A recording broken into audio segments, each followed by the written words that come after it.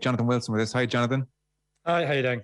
We'll get into the wider picture in Southgate, and I suppose the wider picture is part of the reason that there was such a reaction to this defeat.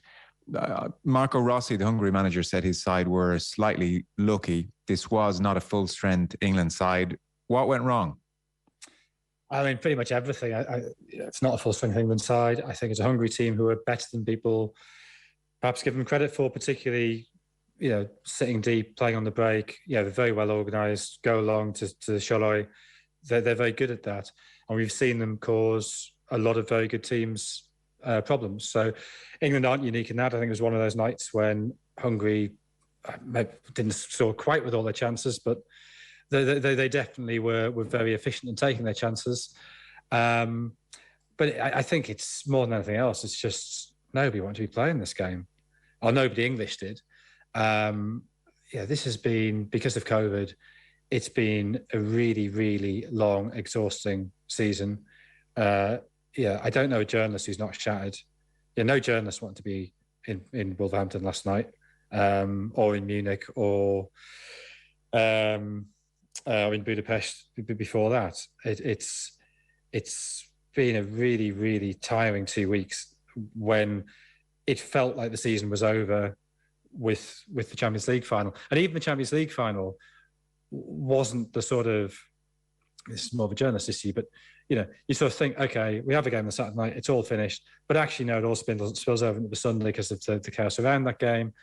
But for players, I just don't know how players would pick themselves up at all. I mean, they know that this is a game that really doesn't matter. They must look at that squad and think, well, half the people here aren't going to be in a World Cup squad. I guess those who were on the fringes might think this is a chance to cement my place. But fundamentally, I just think everybody was done 2 or 3 weeks ago. And it's very hard to pick yourself up. Partly a mental issue and partly physically, they're just exhausted. The team, for people, I suspect the Irish audience was generally enjoying Nathan Collins do his thing for Ireland last night. But the team was Ramsdale. It was a back four. This is the third game running where Southgate has gone to a back four. So it was Walker at right back. It was Stones. It was Mark Gay, the 21-year-old Crystal Palace defender. Reece James at left back. So that's kind of shoehorning right-footed player in there. And then it was Gallagher, Calvin Phillips, Bellingham, and it was Jared Bowen and Saka and Kane leading the line. So that is so clearly not an England team at full strength with Pickford, Trippier, Maguire, Grealish, Rice, Mount, Foden, all on the bench. I mean, extraordinary. No Chilwell. He, if he is fit, would clearly have the left back slot, or Luke Shaw. So given that team and given all the I think the very reasonable mitigation about tiredness and end of season, like even Alexander Arnold, it was like a gentleman's agreement. You can go on holidays and get some rest. Explain to us the level, and this is the wider point, of unhappiness with Southgate and why phone-in shows that I've been listening to today are awash with caller after caller bemoaning Southgate's innate conservatism and like get rid. And even that reaction at Molyneux last night is quite something. I mean, surely some credit in the bank here, no? Yeah, I hope so. I mean, look, it is a terrible result. We can't deny that. It's England's worst home defeat since 1928. It's the first time we've conceded more than 3 at home in a game since they lost to Hungary in 1953. So it's a terrible result in historical terms. It's a slightly freakish result, but it is a terrible result. You can't, and it's not. They're not losing 4-0 to Germany or Brazil. It's Hungary, who, in 1953 were a brilliant team. They're a sort of, I don't know, what do you want to call them, a competent plus team now. Of the Group A teams, they're in that 4th tier. So we can't sugarcoat it. It's a terrible, terrible result. And it should be a shock to people, and people should be appalled by it, for all the fact that there are issues of mitigation. But yeah, I think that the level of hostility was a surprise to everybody. I mean, this is only England's second defeat in 90 minutes in a game for 18 months. So that's a pretty unprecedented run of decent form. I mean, would it have made a difference if we lost 1-0? I don't know. But my suspicion is, and the feeling has been really, even after the final of the Euros, I was surprised by the level of criticism. And I think there's a number of factors there. So one is just an issue with international football. And I think this happens with all countries that And it manifests itself in different ways in different countries. But with international football, a lot of people watch it who don't watch a club team week in, week out, and perhaps don't quite have the understanding of the nuances of the game and the fact that you can't just go out and batter teams. That's just not how it works. No matter how good you are, it doesn't work like that. And there's sort of this idea, oh, England have got to open up. The problem is they're too open. It's a very. I find the argument bizarre that England should open up. This isn't. I don't know when the last time England could open up was. 30 years ago, maybe 40 years ago. It's just not how modern international football is. You have to keep it tight because you don't have the time as a manager to put in place the complex attacking structures that you have at club level. The club game is very different to the national game. You've got to recognise that. There's no point saying, well, I watch Manchester City play like this or I watch Liverpool play like this. Why can't England do that? Well, because they're not club sides. And it's not just to do with quality of players. It's to do with quality of time on the training pitch. It just doesn't exist. So I think there's sort of a bizarre entitlement with the England support of what they should expect. Knowing the team since, I mean, you make a case for late 40s, possibly, England did go out and absolutely batter some good teams, winning 4-0 in Turin in 1948, beating Portugal 10-0. But that's not modern football. That's not a realistic thing to expect now. So it's partly that. I think it's partly there's a sense of familiarity breeding contempt with Southgate. After 6 years, people think they always dream of what could be. The grass is always greener. We've sort of seen a pattern of Southgate sides that, yes, they are quite cautious. Personally, I think that's what they should be.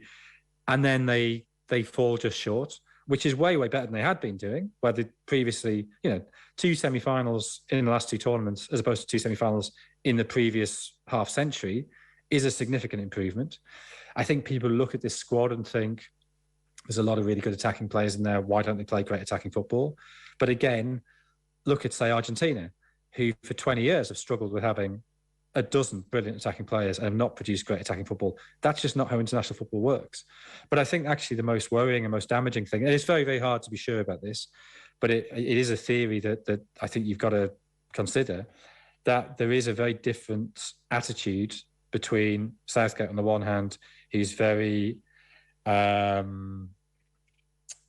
liberal in outlook. He's very keen to push an anti-racist line. He's very reluctant to beat the patriotic drum too hard.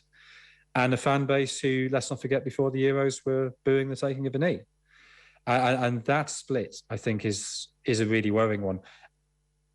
In the longer term, in the terms of Qatar, it doesn't really matter because there's not going to be many England fans in Qatar.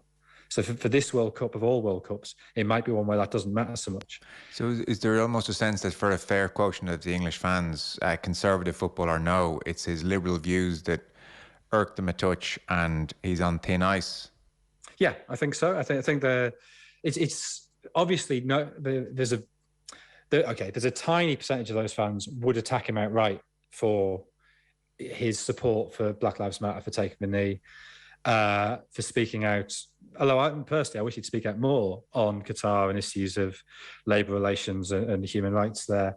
I think there's a much larger section of that fan base, and it's not all, by all means. I'm not saying all England fans like this, but there is that section that booed the taking of a knee at Middlesbrough, I think are quite happy to use, it's conservative football as a stick to beat him with, because the stick they want to pick up, they realise they probably shouldn't. Okay, interesting. On his managerial abilities, I mean, he's pretty much on the record as saying he sees tournament football as an exercise in not conceding goals, and that's the foundation. And to be fair to him, Portugal in 16 at the Euros and France at the most recent World Cup, to a lesser extent perhaps Italy at the Euros just gone, there's a body of evidence there that he's onto something. And that type of football, as you said, given the time a manager has with players, is the most doable at international level. And like at club level, at Trent Alexander-Arnold, over the course of a season, the good probably does outweigh the bad. But then in a Champions League final, you can get caught and sucker punched. And at tournaments here, we're talking 2-3 tough games, maybe tops. So in many respects, I can see where Southgate's coming from. It does make the 2-year interim period between tournaments probably a touch dull and frustrating for fans when England generally should win well. And maybe that's a part of it.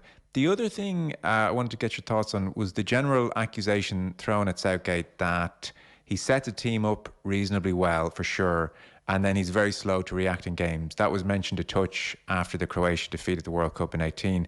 And particularly the sense was that Mancini got to grips with England and made some switches and took off Immobile and put on, I think it was Berardi, and Insigne started playing through the lines. And he wrestled back control of that game, and Southgate never reacted. And what's more, his penalty shootout tactics backfired spectacularly.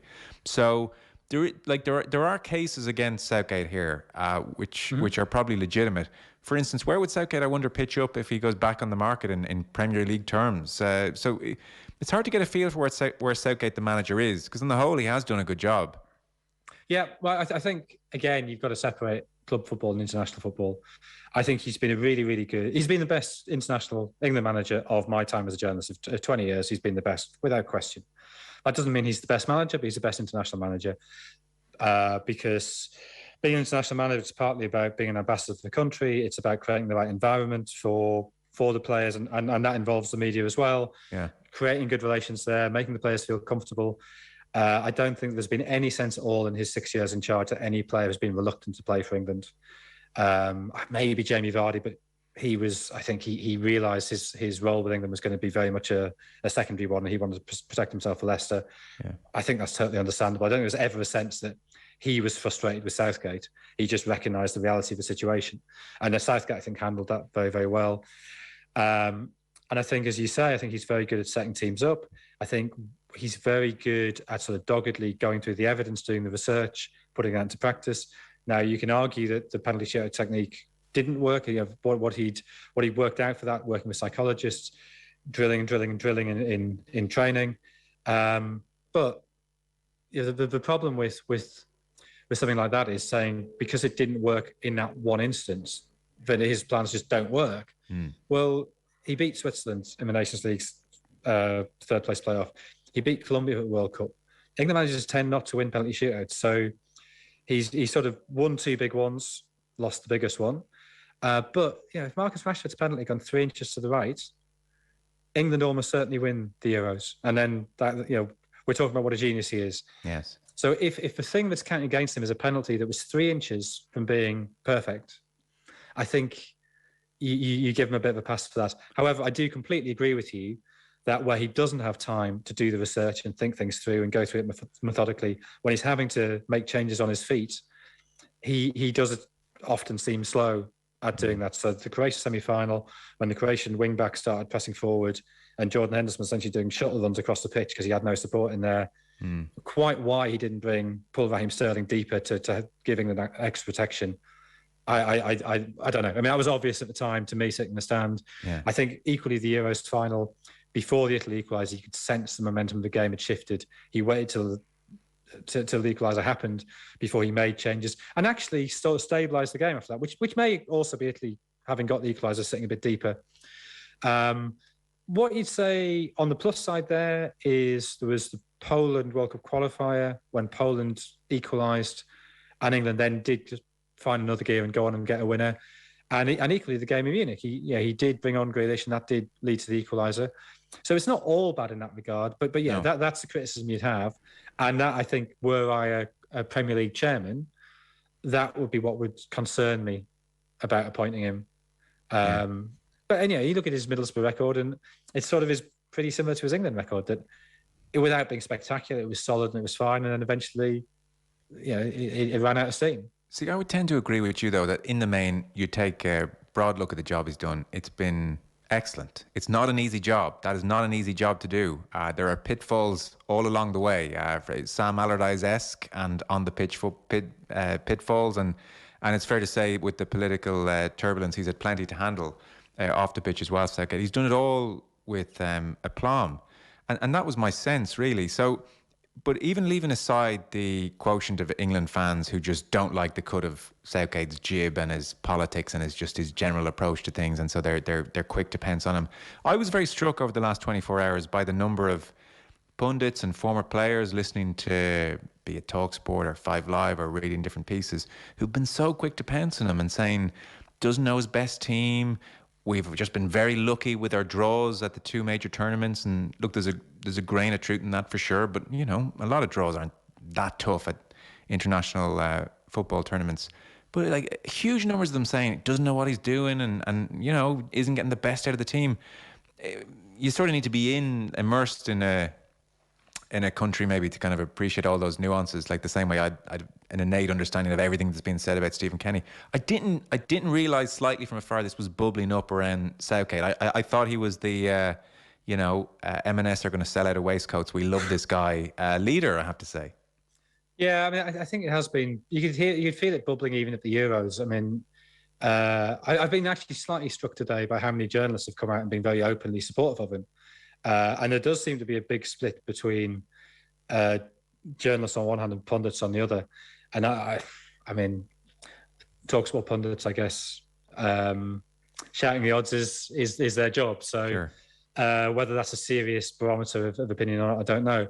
But I thought they'd say, guys, come on. This was clearly a second string side. It's the end of a long season. Like this is not something to be overly concerned about. It's a shocking result, but I mean, it was like straight to no, this isn't working for Southgate at all. But I think as I say, I could sort of feel it coming at the Euros, and then obviously because England get to the final, all that gets stamped down. But the group stage, I mean, even after that draw against Scotland, there was a lot of hostility and a lot of frustration. Yeah. And you sort of, I mean, I sort of found that bewildering, and because England had lost to Croatia the last time they played against them. And then he's getting criticised for only beating them 1-0 in a game where England were totally comfortable. Yeah. I mean, Croatia didn't have a shot in that game, or didn't have a shot on target. And then, the easy draw, I think at the World Cup, I think that's a reasonable point to make. Although, I mean, Colombia's not that easy, but then, the Euros, they play a World Cup finalist in their first game. They beat the Czechs, who go on to put out the Dutch. They play Scotland, which is a game that's just difficult for England for all kinds of reasons that have little to do with the quality of that Scotland squad. They beat Germany, who, Germany down and look, but it's still Germany. They absolutely batter Ukraine. Then they just about get the better of a pretty good Denmark, who we've now seen beating France. I don't think that draw in the Euros was easy at all. And if people are calling that an easy draw, well, find me an average draw in a World Cup or a major tournament. I think that's pretty standard, on the tough side of standard for a draw. And it's almost like because England win the games, it was easy, wasn't it? But I remember, that Germany game even. I wasn't at that. I was up at Hampden doing Ukraine v Sweden, and I was sort of watching things. Now England did quite well here, sort of just holding Germany at arm's length, and we know that England have a better bench. And this sort of makes sense. Hold them at arm's length. Use the bench to hit them late on. I sort of get the concept of a game as a 90-minute thing. You don't have to beat them in the first minute, as long as you're ahead after 90 minutes plus injury time. That's what matters. And maybe I've recently been doing a lot of research on Alf Ramsey, and that's very much the line Ramsey took. Forget the performance, forget about sort of playing pretty football. Make sure you've got control. Make sure they can't beat you, and then rely on your stamina. I mean, obviously in '66 there was no bench, but rely on your stamina to get you through.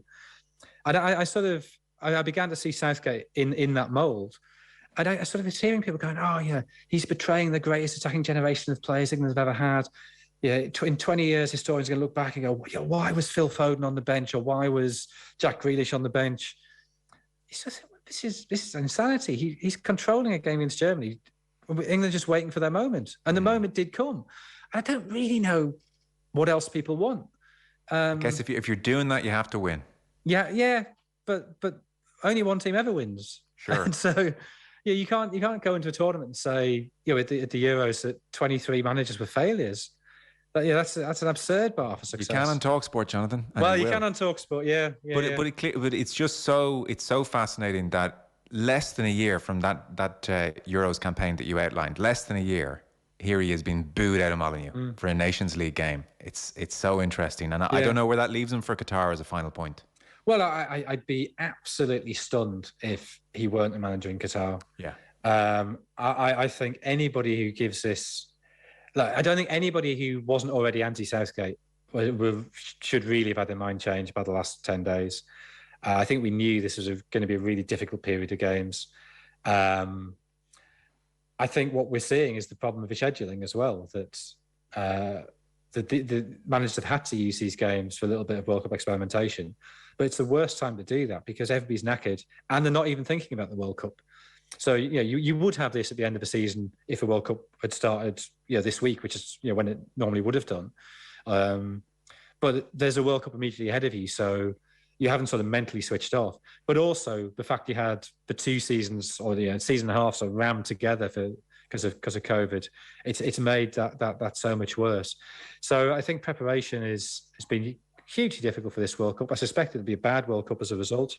I think I think there'll be quite a lot of randomness in those early results in Qatar. I think a lot of big teams could slip up early on, purely because their players will be playing in the biggest games in the biggest leagues, and they're going to have to make that adjustment. 8 days between the final Premier League game and England's first game at the World Cup. Wow. I mean, that's insanity. You can't prepare a team in that time. I hadn't twigged that. Really? Wow. And if you look at, I was out at the Cup of Nations in Cameroon, and I think there was 5 days. Some players had 5 days between their last league game and the opening game of the tournament. And the first round of fixtures in that tournament were nonsense. The football was terrible. There's a load of sort of really surprising results with teams like Comoros or Gambia suddenly getting really good results. Gambia possibly they are on the up. But you're just sort of looking at the sort of better known, better established players, the ones who play in better leagues. And you can see them not being able to sort of, by the second and third group games, they'd settled down and the football was a bit more what you'd expect. That first round of games was a lottery, and I think you will see that at the World Cup. Mm. Well, he has 2 games in September to save his job, Jonathan, so we look forward to that. Thank you so much for coming on the show. Much appreciated, Jonathan Wilson. Cheers, thank you. Thank you.